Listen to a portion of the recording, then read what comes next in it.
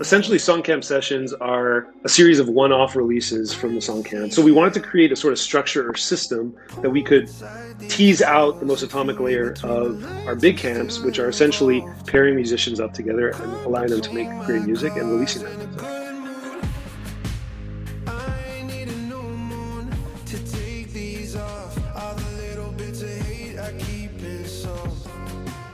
Episode 20 of Invest in Music with Matt Chaim from Songcamp. We talk about his background as an artist and as the founder of a decentralized music collective. We talk about CHAOS, Songcamp Sessions, and we tease Songcamp Season 4.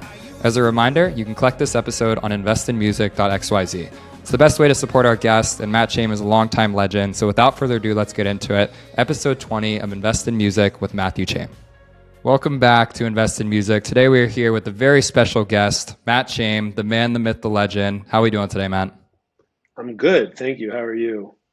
Doing wonderful. I'm really excited for this conversation, man. I feel like the genesis of Onchain music really started around the time that we met. So I'm excited to go from the start of it all to where we are today and everything in between. I think it would be really awesome for you to maybe kick us off with a little bit of a background for people who aren't familiar with your work.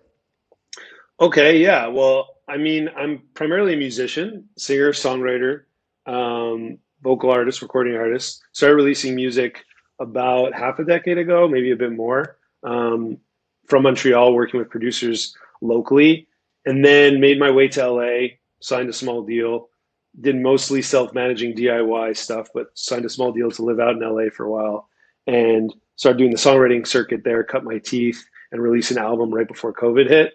Starting to do my touring thing and get my kind of career off the ground more as an artist. When COVID hit, I moved back here seemingly I thought for just a few months, ended up relocating here permanently. And through that, when, the shows I started doing were going away and all this stuff, I wasn't really sure what I was doing on social media, pushing my songs without feeling like I was pushing anyone towards anything that was going to bring me a sustainable income. And around the same time, a friend of mine who was dabbling in this thing called Ethereum for already a couple years started educating me during the quarantine. Couldn't do anything else but go for walks with friends. And he started talking to me about what he was building. He was more on like the DeFi side and down in the sort of piping of layer 2 technology and all this stuff. And but I could feel the excitement for the space that he had. And I wanted to know how it touched culture and how it touched art and the things that I cared about. And then when he taught me about NFTs, I fell down the rabbit hole, and that's what brought me here. And that's what eventually led me to starting this artist collective, sort of on-chain music creative studio called Songcamp. Love that. We got a lot to cover there. I want to go back to the roots of Matt Chaim as an artist, because I think it'll help educate and inform the creation of Songcamp and everything that came after it. When did you start picking up music early in your life, and when did you know that you wanted to pursue it as a full-time career? Yeah, well, there are a few different, moments for me in relation to music. The first was I started drumming when I was in my early teens, and I fell in love with drumming. I kind of have the, personality type that like when I start to do something, I'm like convinced that this is what I'm going to do with my life. But this happened over so many different landscapes and different things. For a while, I wanted to like open up my own like dessert only restaurant and be a chocolatier and like all sorts of different things. But at one point I was like, I'm going to be a drummer. That's going to be my life. I'm going to drum. And I loved drumming. But eventually I just like started to plateau in my sort of improvement. And at that, immature age, I kind of put the drumsticks down. Music came back into my life years later in my sort of later teens and even early 20s when a close friend of mine who I graduated high school with, he started rapping. And we were both really into Childish Gambino, and we were both into like being class clowns and being funny. And then we started hearing like Childish Gambino punchline rap, like, oh, you could be funny in your lyrics and be clever. And he started releasing these songs, and he sort of had the sort of chutzpah to do that, which I didn't have at the time. But he invited me to be featured on track, and I was writing all these punchline sort of rap lyrics inspired by what Childish was doing at the time. And sort of got the bug from that. We started doing our own YouTube series, which you can still find, which I hesitate to say out loud. You can still find our YouTube series, Mondays in the Bishi, which is where we were driving around the city of Montreal, making jokes and rapping with each other. But that sort of got me in this discipline of like weekly writing a verse. And slowly I started adding melody to that. And slowly I started to leave behind the funniness and started to connect to the sort of like, therapy that really was the practice of songwriting, what it became for me. So slowly but surely it became this kind of fun, funny little hobby to essentially enveloping my life's sort of trajectory. And coming out of school, did you know that you wanted to go full-time into music? Like, did you pursue a traditional degree in college or anything like that? Or did you just go right into being a full-time artist? No, yeah. Alongside all this, I was studying like finance, and I was in general management in university here in McGill, Montreal. And so I was always figured I was just going to be like this business guy, and I sort of chose that somewhat by process of elimination, somewhat based off what my friends were going into. I didn't have a clear vision for what I wanted to do, but yeah, that's like sort of the schooling I did. I graduated with that degree, and then I started working. And this was right around the time like music was becoming that maybe more serious hobby for me. But at the same time, yeah, I got a job at a startup that was doing like kind of personal finance and investing education and running like stock simulation and these sorts of things. And I became the course like editorial and like kind of marketing person of this startup. And so I always kind of hated the finance education side of it, but I started to get into the digital marketing side and like the sort of startup thing. And this was like around the time like, Startup Nation, like all these things, Silicon Valley was becoming like the zeitgeist. So yeah, I grew attached to that. Eventually one of my coworkers or my superior, he left and started his own digital marketing agency. I sort of joined him and left that original startup. And that's when music started becoming more important, and I decided to take it more seriously, and I ended up leaving that position and finally made my way to LA. That context is super helpful because I always find it really interesting, the artists who become founders of companies and how they were able to kind of get to that position. And it feels like you had some experience with startups and being in a digital marketing agency. Like all these things kind of came full circle when it came to starting Songcamp. Totally. Yeah. It's like that thing when you look backwards, you see like how the trajectory is so naturally the thing. And yeah, a lot of these things definitely kind of merge together in the birthing of Songcamp. That's right. And I feel like our first relationship was through 137. I know that you were a writer there for a little bit. You were talking about NFTs. You were kind of covering just kind of the broader zeitgeist of it all. I'd love to hear a little bit more about how you found yourself in that position. Yeah. So that was around that time that like that friend of mine who was working at Loopring at the time, which I think you're aware of. Yep. And which was actually, the first, like, this is the tech-based stuff, but the first ZK rollup to hit mainnet Ethereum. And so, it was very interesting. He was very involved early on. And like I said, I was very taken back by how excited he was by this new world. And slowly I caught that bug. And I started like coming into the space from the perspective of a musician, but also just like so excited to soak up all this knowledge. It just felt so new and so exciting. And so I loved just poking around. And I was almost so excited to an overwhelming degree because I didn't know where to point that excitement. Like I didn't know enough and I didn't have enough connections to sort of like know what to do with it. I even like at some point was asking him for work that I could like get involved. He had me write a blog post for Loopring at one point just so I could like subsidize my learning and things like that.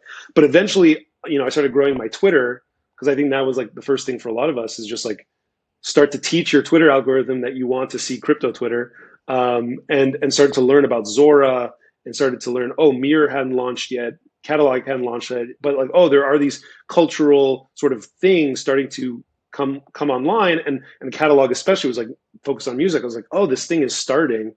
And of course the visual NFT thing was starting to explode. So I was just sort of surfing all of this excited energy, and then eventually landed in the DMs with Tyler, who is on Gary Vee's team, when they were looking for people to write about NFT stuff for 137 because it was starting to hit the zeitgeist and because Gary was starting to talk about it.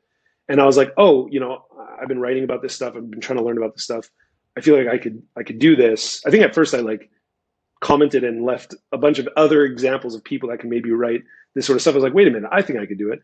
And it ended up being like a perfect moment of just like me ended up writing this beginner's guide to NFTs right in the time that they were looking for that sort of content. They put it on their homepage and ended up like sort of getting quite a bit of traction online. And it drove me a bit of a Twitter following. And that's when things started to open up a little bit more for me in terms of like how I could, actually engage with this space and devote more time and energy towards it. Yeah, TBT to your very first NFT, the smiley face in your 137 article. Yeah, which you collected, which was also an amazing moment. And you collected for 75 FWB, which was also a That's really right. eye-opening moment that you could collect it with currency that invited me into another digital neighborhood. So yeah, big Yeah, and moment. I think it was really interesting for me because I discovered you first through you as a journalist and as someone that was just covering crypto broadly. I actually didn't even know that you were a musician at the time. And so it was really fascinating for me to then discover your music, kind of become a fan of it. And I remember around that time, that's when Zora was starting to become a place that people were minting their music. Like this was before catalog. And if I remember correctly, you just minted like a WAV file. Like there wasn't even like a cover art or anything with it. You like literally just uploaded the WAV file. And I found that super, super fascinating. Yeah, I still kind of enjoy doing that from time to time, especially on Zora. It feels like kind of just like an area that it feels almost SoundCloud like in that sense. Like you could just kind of throw things up, and it was kind of fun to make it just. It's fun to make it just the audio file and let that be its own thing. Of course, cover artwork is so important to music, but it feels natural in that way. And I actually think I could be wrong here, but I think the very first WAV file or audio file only NFT I minted on Zora remains in my possession. I think it hasn't been collected. Um, Oh, it's a, a little a lot alpha of there, the huh? a lot of the early music that I released on Zora has been, but I'm pretty sure I have one called Tester Brooker. It's like a crazy electronic thing that I produced one day that remains in my wallet. So yeah, a bit of alpha. I love that. And it's a very nice transition because it was around this time that, Zora was starting to pop off a little bit. I think Catalog had basically just launched when Songcamp kind of came into creation. I know that there was a whole origin story here around the birth of Songcamp, that first writing camp that you guys did, those 3 tracks. I'd love for you to maybe give a little bit of a color and a landscape to sort of that very first experiment that became Songcamp. Yeah. Um, yeah, I think Catalog and Songcamp might have been born in the same month, maybe even just a few weeks apart, something like that. But yeah, I was kind of just like poking around and starting to, I guess, find my corner of the space. And like it really did revolve around Zora and Catalog and Mirror and Seed Club, which I recently found as well and started to develop a relationship with Jess. Um, and yeah, it was just like noodling on ideas again, like overwhelmed by the excitement and how to point that excitement here. And I think it was one night in March of 2021. I actually smoked a little bit of weed. And I guess with that lack of sobriety confidence, I spun up this Discord and called it Songcamp. And a bit of the context there was that I had done some songwriting camps in earlier years along my sort of journey as a songwriter and artist. And they had a big impact on me, especially one that was a destination camp in 2017 to Nicaragua. And it really opened up my network of musicians from someone who was just working with a few producers in Montreal to a much greater network. And then also like shattered the ceiling for what I realized was my like creative potential with new collaborators. And so I always thought songwriting camps were a really special sort of vehicle for musicians to explore their creativity and also gave structure and discipline to what is often an unstructured endeavor, which is creating music. I quite enjoyed the constraints of the sort of time and place to make songs. And so suddenly, we're thrown into an online environment where we're kind of like communicating with each other on a higher fidelity. And suddenly that vehicle or that like creative container became a shape that made sense in an online environment. Like, oh, I want to experiment here. I want to start doing things with musicians and not just, be in sort of, at the time it was Clubhouse, but like be in these spaces just talking about ideas, but let's do stuff. And so that was what the energy with which Songcamp was born was, I wrote on the first channel, like this is a place for music and the new internet to crash into each other. We started running our weekly heartbeat calls, which we still run until today. And a few musicians came in from Seed Club, from FWB, from, the sort of catalog spaces. And we put together that first songwriting camp. And the constraints there were we brought in, it was 9 musicians, 3 bands of 3, 2 visual artists, and a few of us working on the operation side of this thing. And we gave the bands 2 weeks to create a song from scratch together online, kind of globally distributed.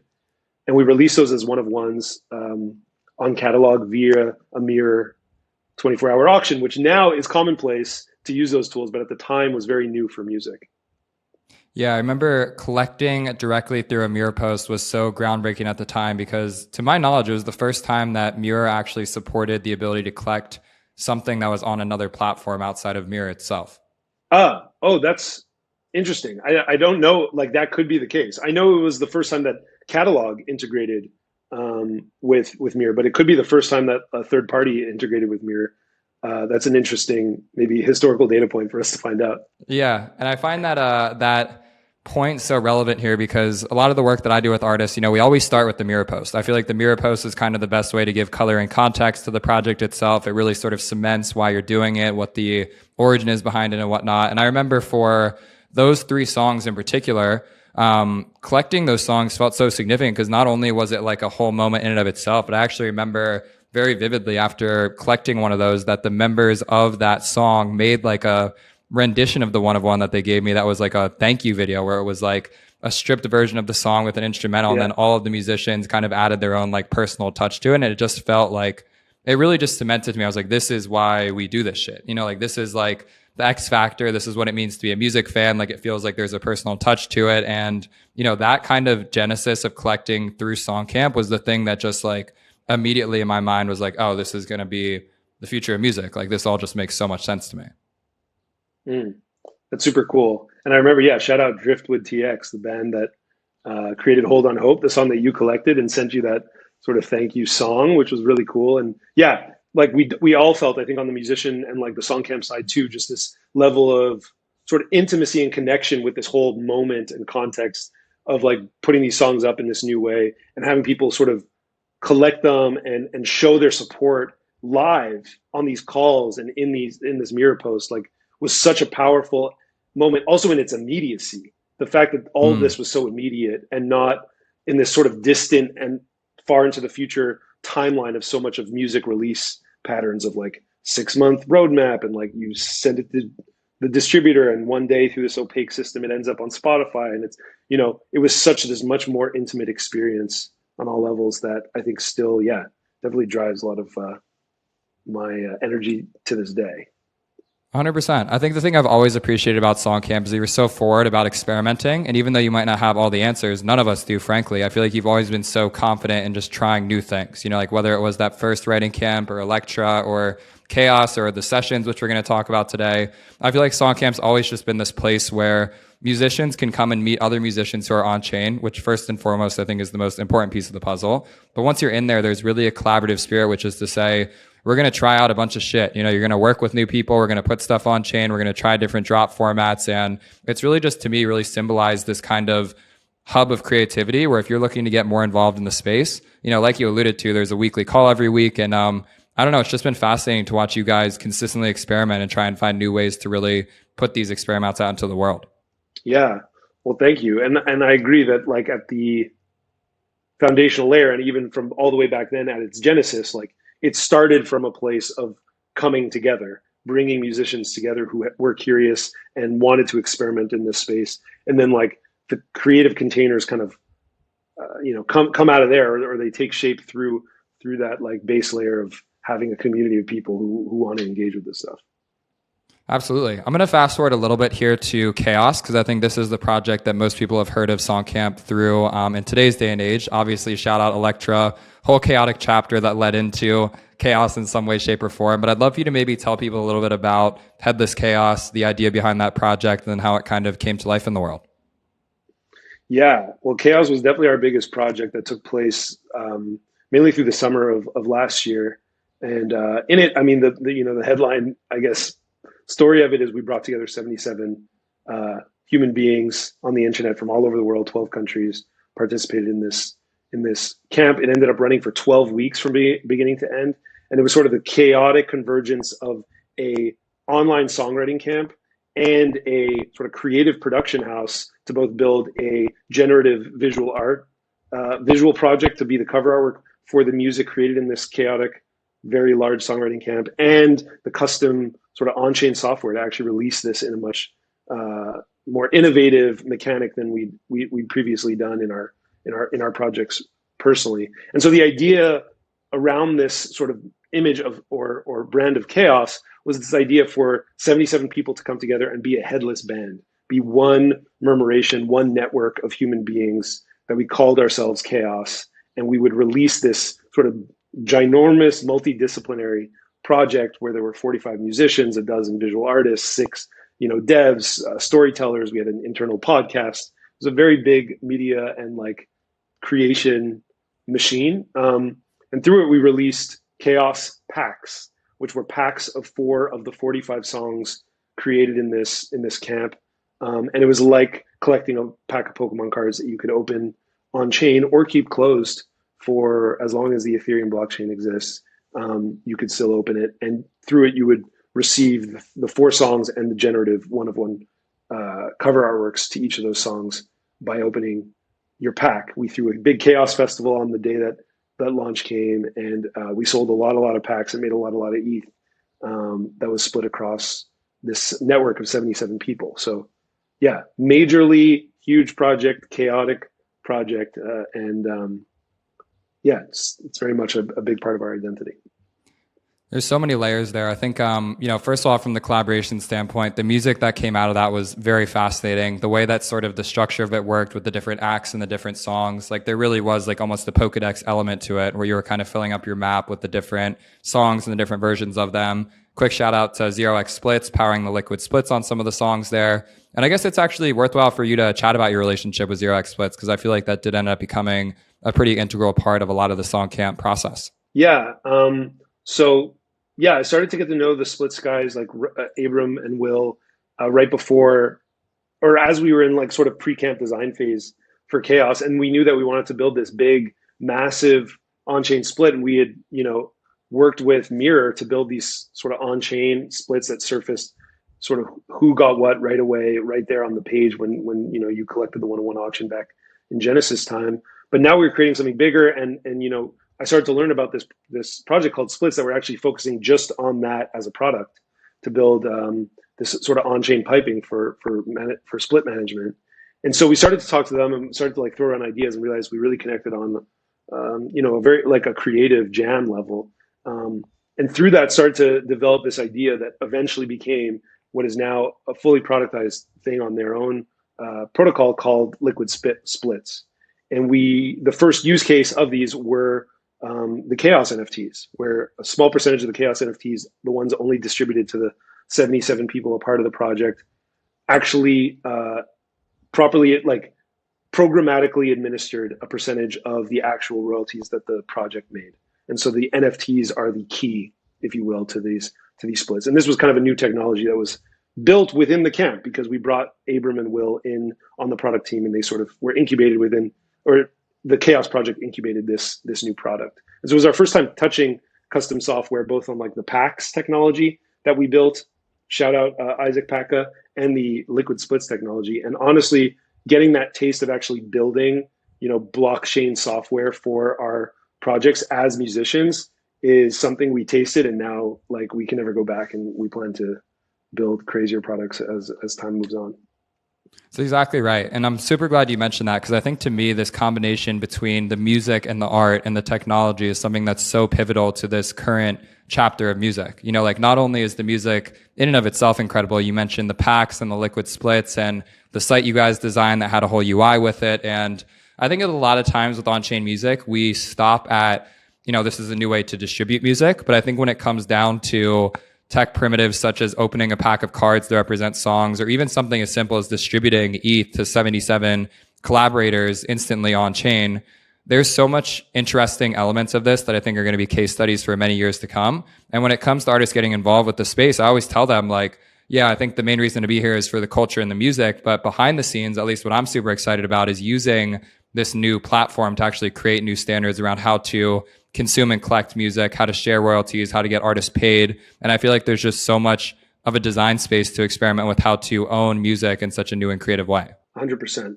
Yeah, I find like the tech, I guess, part is some of the most inspiring and exciting for me, in the sense that like we get to sort of mold this clay rather than just kind of put our media through a system that is already built for us, which albeit also offers a lot of like, opportunity and facility for musicians, but it's limiting because it sort of exists and you just like fit within that sort of Spotify quote unquote model. But here we're given the tools to both distribute and monetize, and therefore like contextualize our works in ways that you could mold the ingredients of Ethereum, mainnet, or now layer twos in any way that you want to showcase these things in new and interesting ways that people can engage with. So yeah, that stuff is like some of the more exciting parts because it's me still using the creative side of your brain really to build distribution mechanics for music. I want to open up the reflections on CHAOS a little bit because I think you're in such an interesting musician where you've been releasing your music on chain for the better half of 2 to 3 years at this point. A project like CHAOS is extremely complicated. You know, you have 77 collaborators associated with it. There's an intention to run this as a decentralized community in which everyone has equal say, but there's 77 collaborators and you're putting this giant project out into the world. Talk to me about your relationship, project managing that, and kind of more broadly being the founder of a collective like Songcamp that has such a decentralized ethos to it, but that still requires some level of leadership to actually get things done and out the door. For sure. Yeah, I think in all of our projects, well, maybe, I mean, Electra and Chaos much more because they were much bigger. The first one, and there weren't really any expectations. The first one, it was just like 13 people online kind of jamming and like figuring it out. Every project has been an experiment, but the second and third experiments were 42 and 77 people respectively, and that's a lot of people to bring together in any space, be it physical or digital, to do something together.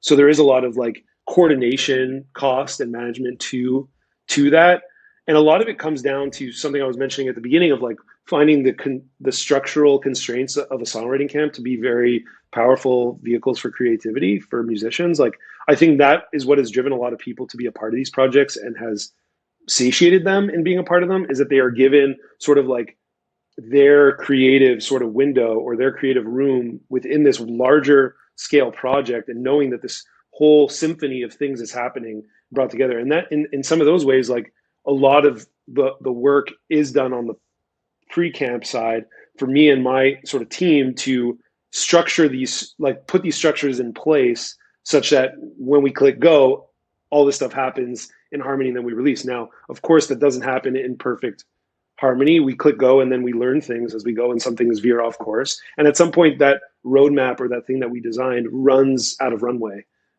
For instance, originally Chaos was going to be 8 weeks. It ended up being 12 because certain things took longer, and that changed, a bunch of different dependencies, i.e. like the value flow was based for an 8-week thing and not a 12-week thing. So everything sort of domino effects from there.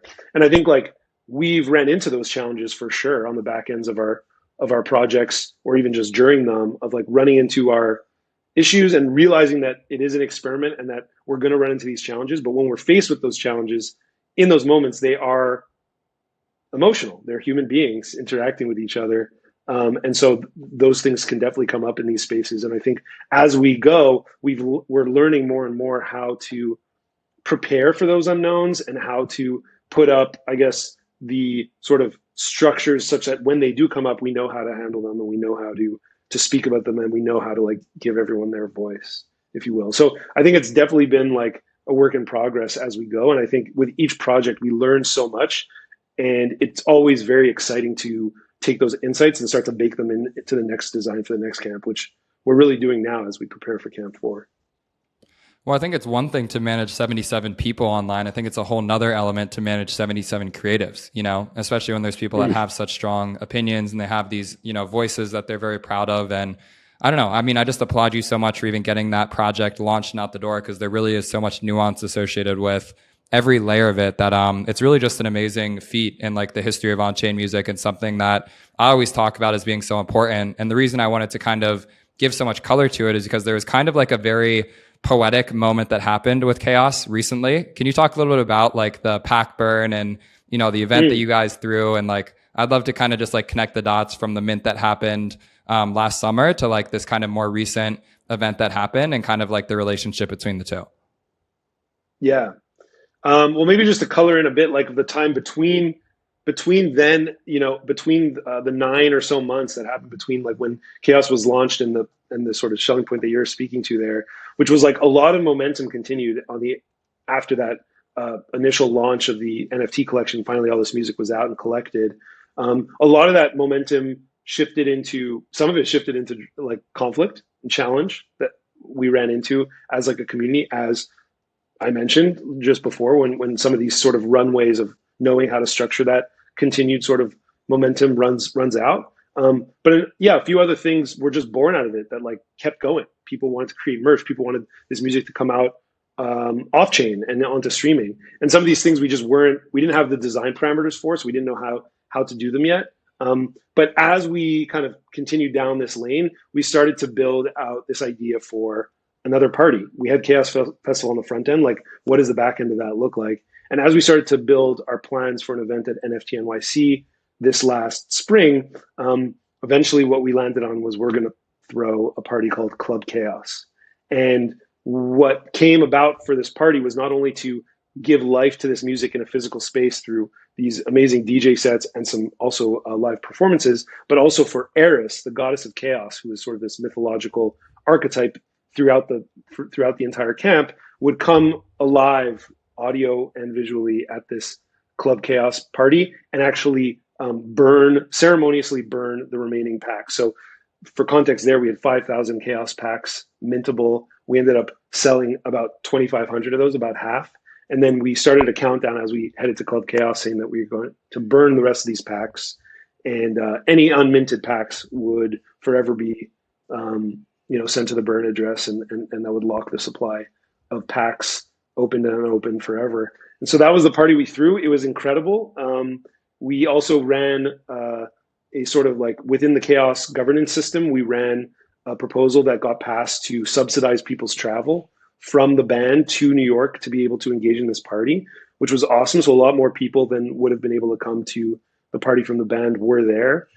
Incredible DJ sets were played. All the music was amazing. And that burning moment was really fantastic. And it gave me another new bug, which is live shows. And I'm excited to design our next, help design our next live event. I love that. And the reason I wanted to bring it up is because I've been so fascinated by the culture around on-chain music. And I think, I'm very guilty of this myself. We focus so much on like the financialization of music and sort of like the fact that there's now this speculative element with trading songs and collecting music, and the fact that there's a floor price and a market cap and volume and yada, yada, yada.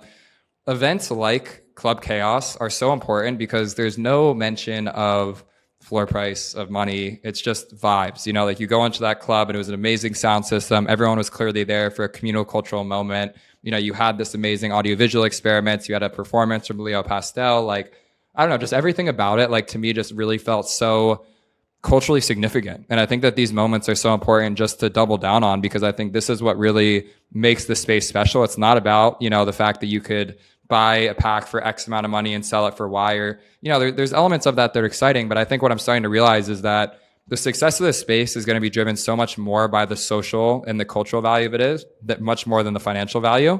And I just feel like having that live show to really cement that moment as a time and place in history, at least for me, it really just kind of like tied an incredible bow on it and really just allowed you to move on to this new chapter, which I'm excited to talk about next. But yeah, I just want to commend you and kind of the whole collective for putting on such an incredible show, because it really hit deep, and it really was something that I'm going to remember for a very long time. I'm so glad it resonated. And I think, what comes up for me there is like, to me, the resonance is exactly what you just said of like the cultural significance of it, or really it's just like putting into physical manifest space the vibe of the community in a way that you obviously cannot touch in the fidelity of online environments. And I think like for me as a musician, I've never had the sense of like community and like relationships I've forged and connections I've made with other artists as I've had in this space, and I have in previously, even if I have more years experience in those other spaces. And perhaps that's attributed to just this being this natural, like a self-selection of, or it's like a self-filtration for like curious and optimistic people who want to come together and try new things. I think that's there too. But I also think there's this factor of just like, we talk about this sense of intimacy or more directness. You're not interfacing through this thing we call the music industry. And like all these artists are sort of, the connective tissue is often these big companies and these A&Rs and these managers and all these people. But here it's like musicians are able to come together and directly coordinate with each other, and then also directly release their things. And maybe that creates the conditions for, just more artist to artist connections to forge in a much more, exponential like way than it does in traditional systems. Yeah, not to mention that was the absolute bottom of the bear market. When that Club CHAOS event happened, We're talking like the 100%. absolute worst time for Ethereum or NFTs. Like the word NFT is completely out. People hate that shit. And it's just like there's Yeah, people raging in this sick venue in Brooklyn and just like having a great time, you know? And I think that it's so important to highlight this because it's really important to watch the people that have stayed consistent with building community. And I feel like Songcamp has done such a great job of that, that I'm excited to bring this a little bit more to the present now, which is Songcamp Sessions, the new series that you guys just launched and announced. I'd love for you to maybe give a little bit of color to that and kind of what people should be expecting from it moving forward. yeah. So essentially, Songcamp sessions are a series of one-off releases from the Songcamp community. And what that really means is like, the reason we wanted to build this year was because as much as we love our camps as these like highly experimental and obviously large in scope and large in participation number, experiments, like they also take a long time. There's a lot of scope and there's a lot to design and there's a lot to like manage. And as we've been talking about here, and we want to be able to deliver things at a more frequent cadence and allow for more collaborations to happen within our ecosystem of, again, a lot of incredible musicians. And so we wanted to create a sort of structure or system that we could tease out the most atomic layer of our big camps, which are essentially pairing musicians up together and allowing them to make great music and releasing that music. And so that's what Sessions is. With this first volume, Sessions Volume 1, we brought together 5 bands of 3 musicians each. Well, most of them have 3 musicians each. The last one is a special track that has a lot of musicians. You'll see that when it comes out. But basically, most of the time, it's 3 musicians paired together, as we've always done in our camps, and gave them a month, a bit more time, to create a song from scratch that we are now releasing both on-chain and off-chain. So this gives us the ability to now create the legal structure, the financial structure, and the distribution channels to release these songs off-chain and on-chain and allow these collaborative events to happen, perhaps like as frequent as once a week. We could see in the new year if this works.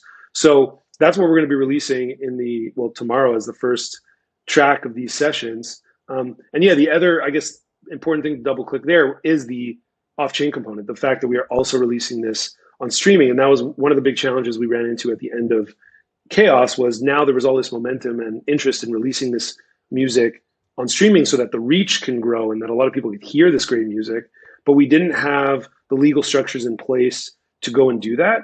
And it became like way too high of an overhead cost to go and forge these agreements amongst 45 musicians who were collaborating in these very chaotic ways. And, even like who created what starts to blur. So now we're able to do that on the front end, and we really built that with Sessions. So it's not even like the most sexiest stuff in the world. We're not building this crazy innovative release mechanic for this project. I think what we're really doing is we're getting better at doing the fundamental stuff that we do, which is creating incredible music, creating amazing collaborations between artists here, and creating the conditions so that this music can come out and everyone can get paid and get the right rights that they deserve.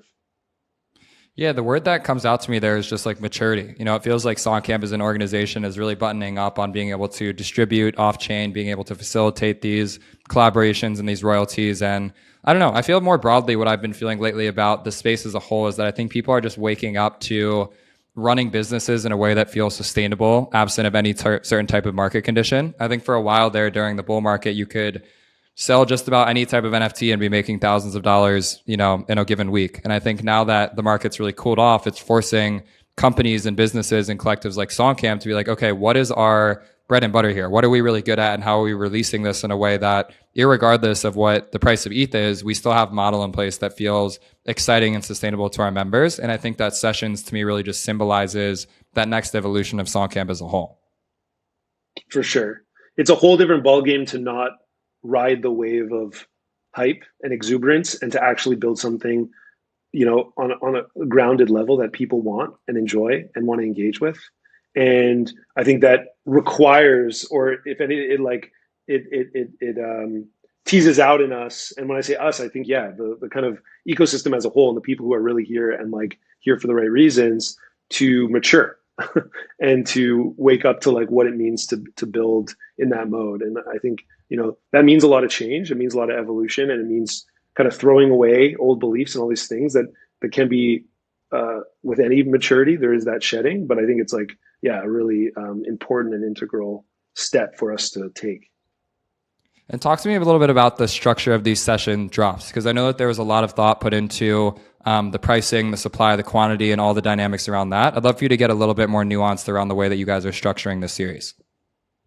Yeah. So we're releasing these songs. We went through a lot of different iterations on the design for the release of these songs. And a lot of that actually came around like the scheduling of releasing on chain and off chain. Originally, we were going to do them separately because they're very different modes. Releasing onto streaming does take this sort of slow build runway, and releasing an NFT is very like releasing it as a token is very much like this moment, that you capture this attention around a moment for release. And so originally we were going to separate them, but then we started talking about like we want to, with this, start to try and answer the question like what does it mean to distribute music on the internet? And that's not off chain, on chain, Web 2, Web 3, but just releasing music on the internet cohesively. And so the song is coming out the same day on streaming. So it's coming out at midnight tonight, the first song, Sessions Volume 1, called Heavy Calm. It's coming out on streaming at midnight, and then it's coming out at 2:30 p.m. Eastern the same day on Sound. And we structured the release supply and price-wise at I guess, cutting against the grain of what's currently happening, which is like making it a limited series, minting it on mainnet, and pricing it at 0.01 ETH at 50 editions. And so in today's market, that's like a little bit more on the higher end of pricing and making it more limited and premium. But that's really how we wanted to position these tokens. These are premium, collectible tokens of these session songs from the Songcamp community. I love it. And the reason why I think that it's so interesting to highlight this is because the limited edition nature of it is something that, as you just alluded to, is a little bit against the grain right now. But when you look back on this, I'm really big on like series and collections and being able to kind of put your mind into a place where you can understand that there's a start and a finish to something. I think a lot of what's happened in on-chain music is that I'm all for musicians putting as much of their music as possible on-chain, but as a collector, you can kind of get lost in the sauce when it's just like, here's a single, here's another single, here's another single, etc. I think giving people a basis to say, here's this series where from start to finish, you can look back on X number of songs, X number of editions, and think about collecting the set. It's something that I really just want to harp on here, because for any musicians that are listening to this, like really take note of this model, because I think that collectors are definitely looking for more playbooks like this, where you can very easily quantify like the beginning and end of a project. And I think that Sessions is going to be really exciting just by virtue of what's led up to the creation of this, and then by virtue of the intention that went into how these songs are actually going to exist on chain in the first place. Yeah, I mean, to me that is all. Yeah, it's all about context, and by putting it in a series, you're wrapping into a context. And I think all of our projects have been, if they've been meaningful to people, it's in large part due to the context that they're created in, and then also sort of distributed in, such that like, the music might be great, but it's also built in this story and into this, contextual shape that gives it that much more meaning for people. So I want to transition a little bit here to talking about Matthew Chaim as an artist, kind of in closing thoughts in this podcast. We talked a lot about CHAOS, we talked about sessions, etc. I'm going to take this two places. One, I know that you just put out a song called Salt. This was the first release that you've put out as a solo artist in a hot minute. I'd love for you to give a quick, overview on that song, what it meant for you emotionally, you getting back into the game as a solo artist, and just anything you'd like to share about Salt as a single. Yeah. So while I've been releasing music on chain, like all over the place for the last couple of years I've been here, I haven't released a song under my own name on streaming platforms in over 2 years now. So it's been a while, and it feels good to get back to that. In the same way that in Songcamp, as a collective, we're starting to explore hooking these spaces in together. I'm as my own personal artist, like excited to start to engage in that way. When I started to fall into the space, I sort of just like shoved that stuff aside. I was like, I'm not interested in that sandbox anymore. I just want to play here. And now I'm very much interested in maybe to that maturity end again, like bringing these spaces in and like the cohesive energy of these spaces being how we release music on the internet is really interesting as an investigation point, both as a collective and on my own artist project. So yeah, Salt was the first release. It was created with my collaborator, producer Rabbit, who I created a lot of my music that I released over the years with. I wrote Salt later last year, And yeah, it's about and kind of absorbed this energy of like anger that I had been going through at the time. Some of this like negative energy that I was able to finally let go of and store into this song. But I kind of say that salt is about anger and how good it can taste. Mm. Kind of the way that salt can be this addictive sort of like tasting thing that like there was this anger in me. I was able to let it go because I finally recognized that I was actually kind of holding on to it. It was even if I felt on the surface level I wanted to get rid of it, there was obviously some energy in me that was holding on to it because that's why it was there.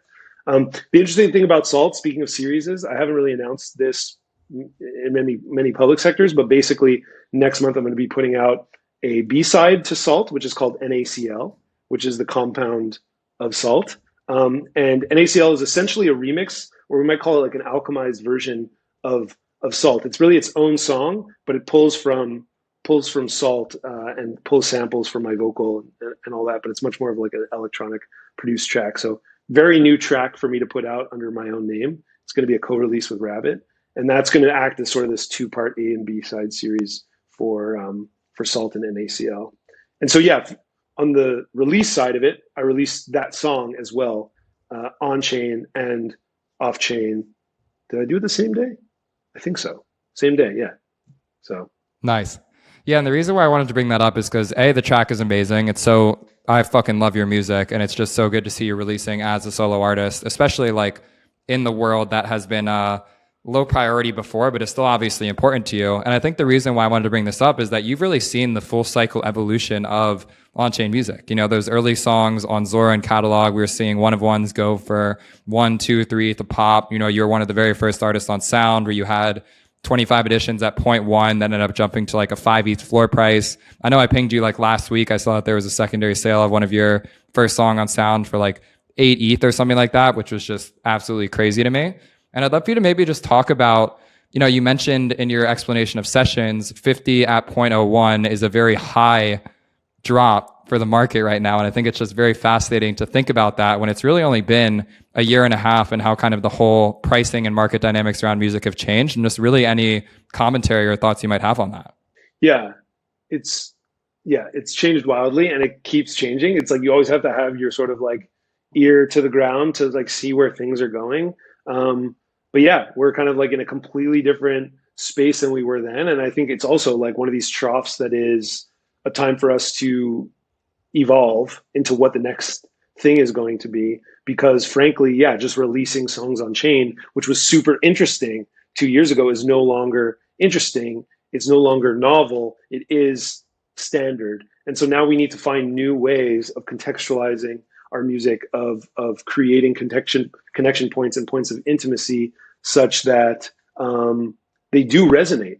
They do resonate with people, that they want them in their internet backpacks. And that's, to me, like the big nut to crack and the most like creative question to be asking, and to build like interesting software and interesting narrative for. Where does your mind go with that question about how to make these things compelling and interesting to collect? I think obviously that's a question that everyone's trying to figure out right now, but what are some of the nuggets that are kind of coming back to you when you try and answer that question? Yeah, I mean, the best way for me to respond to that will be through releasing C4, Camp 4, which will be Mm-hmm. taking place this fall, because it will be a technical or release manifestation of a hypothesized answer to that question. But maybe to give like some nuggets of like where my head's at with that is like, I think there needs to be more layers of interaction. I think people want to engage with things in a way that isn't just like clicking a button to buy a thing, but they want to use things and they want to play with things. And I think music offers an interesting landscape to be able to do that. Beyond that, and this is,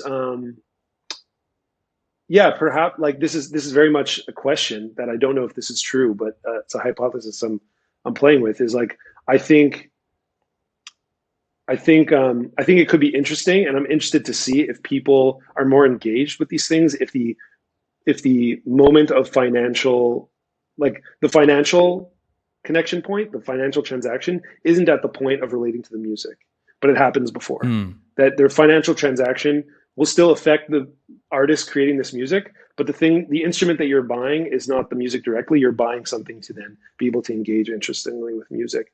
So an analogy that I have for that is like, and this could sound dystopian because I don't think musicians are animals at all. But if you remember as a kid going to the petting zoo, you would put a quarter into the little thing and turn the knob, and you would get these little kibbles and food, and then you would go feed the llama. You wouldn't give the llama, a 25-cent thing. And I think the same way, like, I think we want to play the game of giving music. We want to like give llama food the same way we want to like interact with music. And that financial transaction should be happening earlier and something you're not thinking about when you're engaging in a more resonant way with the music. So that's a hypothesis, and it's one that we're going to test out in this next project. It's fascinating. And I think something that I'd love to pull out from there is it feels like the financial layer is almost coming after the social and the engagement layer. And I think there's something so powerful about that, because right now in the current iteration of Onchain music, it's like you're buying and you're collecting and you're spending money on the song, and that is the end of the relationship. You buy the song, maybe you join a collector chat, maybe you leave a comment, but it feels like it's a very quick interaction that doesn't really have a lot of substance to it. And I think what I'm hearing from you, and something that I really agree with, is why would you actually buy the song? What happens after you buy the song? How are you actually showing this off to your friends? How are you interacting with the music? Where are you putting that in virtual spaces, or how are you showing that off in different communities? And I think the thing that I'm excited about is, especially in the absence of strong speculative markets, which is what exists in the on-chain music economy as a whole right now, it really forces you to double down on the social mechanics. And I think the reason why this is so exciting to me is that as someone who's been a fan of music my whole life, it does feel like we have the proper foundation in place for music to become a social experience in a very intimate and engaging online capacity. And so I'm really excited to hear what you guys are working on, because I totally agree with all of those theses that you just said. And I think that whatever comes out of those experiments is going to be the basis for valuing and consuming music in the next 5, 10, 20 years, which I think is what's going to propel this space to a really exciting place as a whole. Hell yeah. That's an exciting, I love that. No, yeah. 5, 10, 20 years. Look, if we can crack that in this next iteration, that'd be amazing. But no, I'm just excited to keep experimenting, to keep us asking these questions and having creative answers, and then putting those things to the test, and then also hoping that we're building through sessions like the sort of fundamental operating system to be able to run those experiments at a quicker pace and actually like answer these questions more frequently. Because I think, as you say, like a lot of musicians and then a lot of fans of music and lovers of music will benefit from the answers that do stick. That's right. And I always come back to the cultural stuff because, for me, the question I've been asking is, what is the format that gets kids in high school to want to go and collect music, and use their parents' credit card to go and rip some packs or something in the same way they would buy gems in Clash of Clans. I think right now on-chain music is so financialized that the target demographic is like late 20s tech person who has some extra disposable income to go and support artists. And I think we really need to change that lens to the games and the activities that kids want to play. And I'm taking myself back to where was I when I first started getting into music? Music was cool, different, and interesting. It allowed me to go get drunk at show and meet girls, and I feel like right now it's just not something that ever really comes up in the day-to-day conversation with on-chain music. So I think we're in a very healthy place, and I'm especially excited about people like yourself that have the capacity to bring these experiments into the world, because these are going to be the playbooks and the moments that end up shaping an entirely new generation of artists as a whole. Yeah, it's interesting to start to think about that as the demographic, and also balancing it with like this idea of like, and I see this on my feed all the time, but this idea of like, building for the people that are here, and all the friction that still exists for those people to come over and get to experience these things. It's even almost hard to know if you're getting a correct answer to your hypotheses if like those people aren't here yet. And so it's interesting to be building for where the puck's going to be, and holding on long enough that we get there. But yeah, excited to get to at least throw some ideas out there and see if they stick. That's right. Well, I commend your conviction, man. It's been amazing to watch your journey so far. Again, I'm very, very proud to be a collector of yours, very proud to be involved in this journey that we call on-chain music and what's happening with it. But I just want to say thank you for your time today. It's great to be able to look at it from 2 years ago to now and all the challenges that are still ahead. But Songcamp Sessions, by the time that this podcast drops, will likely be out and available to collect. So go check that out. And I guess in closing thoughts, where can people stay up with your work following this podcast? Yeah, I'm at Matthew Chaim across socials, and Songcamp is at Songcamp underscore across socials. And we also are now live with our official website, which took a minute to get out finally. But we've got song.camp, which is just the dopest domain. So go check that out, and there will be continuously update as we roll out our new projects. And who knows, soon you might even be able to go to a Songcamp app. Not like Whoa. iOS or anything like that, but just like a web app. Maybe we'll see. I like that. We got a lot of alpha on this episode. We got early Zora NFTs that are out there. We got a little alpha on season 4. We got a Songcamp app in the works. Matt, appreciate you, man. You're a legend. And thank you so much for coming on the podcast. And I'm very excited for Songcamp Sessions. So cheers, everyone, for listening. And we'll see you again next week. Thank you. Later.